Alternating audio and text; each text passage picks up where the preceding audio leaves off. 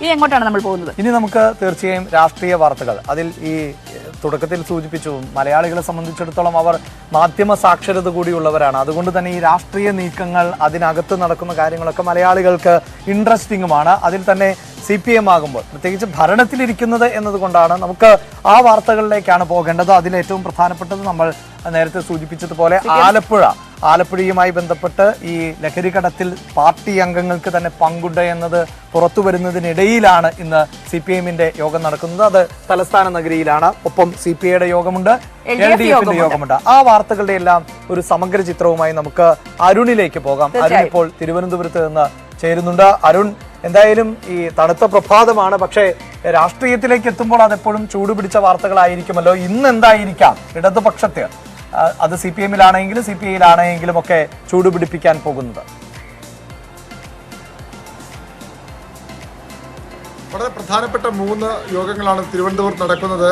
ഒന്ന് CPM-ന്റെ സംസ്ഥാന സെക്രട്ടേറിയറ്റ് യോഗം, അത് വെള്ളിയാഴ്ചകളിലെ പതിവ് യോഗമാണ്. മറ്റൊന്ന് CPI-യുടെ സംസ്ഥാന എക്സിക്യൂട്ടീവ് ചേരുന്നുണ്ട്.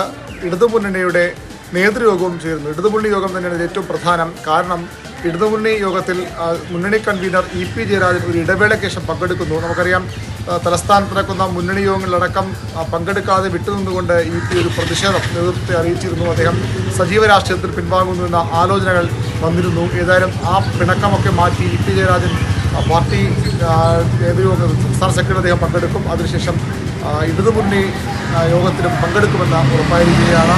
യോഗം ചർച്ച ചെയ്യുന്ന വളരെ പ്രധാനപ്പെട്ട അജണ്ട തന്നെയാണ്. അജണ്ടയിൽ ഉള്ളത് സംസ്ഥാനത്തിൻ്റെ വികസന നയരേഖയാണ്. അടുത്ത 3 വർഷത്തേക്ക് സംസ്ഥാന സർക്കാരിൻ്റെ പ്രവർത്തനം, സംസ്ഥാനത്തെ വികസന പദ്ധതികൾ എന്നിവ സംബന്ധിച്ച് വളരെ പ്രധാനപ്പെട്ട രേഖ. ഒരുപക്ഷെ ആ രേഖയ്ക്ക് നേരത്തെ സബ് കമ്മിറ്റി ഉപസമിതിയായി ചുമതലപ്പെടുത്തിയിരുന്നു. ഉപസമിതി വികസന നയരേഖ ചർച്ച ചെയ്തതാണ്. അത് ഇന്ന് ഇടതുമുന്നണി യോഗം ചർച്ച ചെയ്യും. അതുതന്നെയാണ് യോഗവുമായി ബന്ധപ്പെട്ട് വൈകിട്ട് 3:30-ക്കാണ് യോഗം ചേരുക. CPM-ന്റെ സംസ്ഥാന സെക്രട്ടറിയുടെ പതിവ് വെള്ളിയാഴ്ചകളിലെ യോഗമാണെങ്കിലും ഇന്നൊരു പ്രത്യേകതയുള്ളത്, ആലപ്പുഴ ജില്ലയിൽ പാർട്ടിയുടെ ഏറ്റവും വലിയ ശക്തി കേന്ദ്രങ്ങളിലൊന്നായ പാർട്ടി പിറന്ന ആദ്യകാലം മുതൽ പാർട്ടിക്ക് വലിയ വേരോട്ടമുള്ള ആലപ്പുഴയിൽ വലിയൊരു പ്രതിസന്ധിയാണ് CPM നേരിടുന്നത്. കുട്ടനാട് പാർട്ടിയുടെ ഒരു ഹൃദയ ഭൂമി എന്നൊക്കെ വേണമെങ്കിൽ പറയാവുന്ന കർഷക തൊഴിലാളികളുടെ കേന്ദ്രത്തിൽ, പാർട്ടിയുടെ ഏറ്റവും ശക്തി കേന്ദ്രത്തിൽ പാർട്ടി പ്രവർത്തകരുടെ നേതാക്കളുടെ ഒരു കൊഴിഞ്ഞുപോക്കുന്ന വലിയൊരു പ്രതിസന്ധി അവിടെ CPM നേരിടുന്നു. അതിനപ്പുറത്തേക്ക് ആലപ്പുഴ ജില്ലയിൽ തെറ്റുതിരുത്തൽ രേഖ പാർട്ടി സംസ്ഥാനത്തൊട്ടാകെ നടപ്പാക്കുന്ന ചർച്ച ചെയ്യുന്ന അവസരമാണ്. അവിടെ തീർത്തും എന്ത് കാര്യങ്ങളിലാണോ CPM ഒരു കാരണവശാലും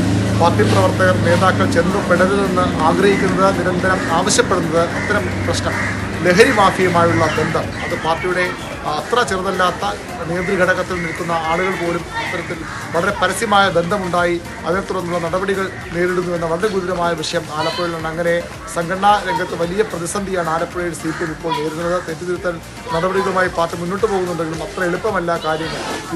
ഒഴിഞ്ഞു പോകുന്ന പ്രവർത്തകരെ പിടിച്ചു നിർത്താനുള്ള തീവ്ര ശ്രമത്തിലാണ് ആലപ്പുഴ ജില്ലാ നേതൃത്വവും സംസ്ഥാന നേതൃത്വവും ഒക്കെ. ഈ വിഷയങ്ങൾ സജീവമായ സാഹചര്യത്തിലാണെന്ന് CPM-ന്റെ സംസ്ഥാന സെക്രട്ടേറിയറ്റ് യോഗം ചേരുന്നത്. ബഫർ സോണുമായി ബന്ധപ്പെട്ട ആശങ്കകൾ ഒഴിയുന്നില്ല. CPM-ഉം അതുപോലെ തന്നെ ഇടതുമുന്നണിയും ആ വിഷയവും ചർച്ച ചെയ്തേക്കും. മറ്റൊന്ന് CPI-യുടെ സംസ്ഥാന എക്സിക്യൂട്ടീവാണ്. CPI സംസ്ഥാന എക്സിക്യൂട്ടീവിൽ നിരന്തരം നിരവധി വിഷയങ്ങൾ ചർച്ചയ്ക്ക് വരാനുണ്ട്. പത്തനംതിട്ട ജില്ലാ സെക്രട്ടറിക്കെതിരെ ഒരു അന്വേഷണ കമ്മീഷൻ 6 കോടി രൂപയുടെ ഫാം സ്വന്തമാക്കിയെന്ന പരാതിയാണ് സെക്രട്ടറിക്കെതിരെ കഴിഞ്ഞ സംസ്ഥാന എക്സിക്യൂട്ടീവ് ഉയർന്നത്. അന്വേഷണ കമ്മീഷനെ പാർട്ടി നിയോഗിച്ചിട്ടുണ്ടായ അന്വേഷണ കമ്മീഷൻ റിപ്പോർട്ടിന് വരാൻ ഇടയില്ല. എങ്കിലും അത് ഉൾപ്പെടെയുള്ള വളരെ പ്രധാനപ്പെട്ട വിഷയങ്ങൾ CPI-യുടെ സംസ്ഥാന നിർവാഹക സമിതിയും ചർച്ച ചെയ്യും. അഭിലാഷ്.